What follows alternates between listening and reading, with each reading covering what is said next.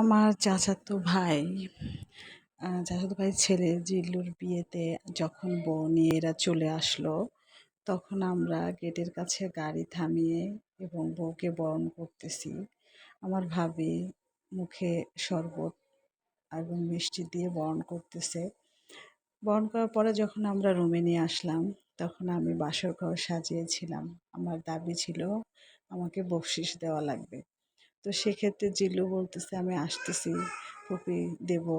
ও একটু পাশে গেল এবং আমার ভাগ্নে যেহেতু ভাইস্তের বউ, ও আবার বাধ্য হয়ে মনে করলো জিল্লু কোথায় গেছে, ওর বউকে রুমে নিয়ে বসাতে হবে। এই জন্য জিল্লুর বউ ব্যাগ থেকে ১,০০০ টাকা বের করে আমার হাতে দিল যে বকশিস নেন।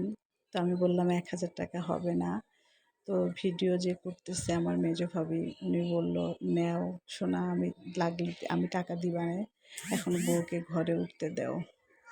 যাই হোক, আমি ঘরে দরজা খুলে দিলাম, ঘরে প্রবেশ করলো এবং বউকে খাটে বসালাম।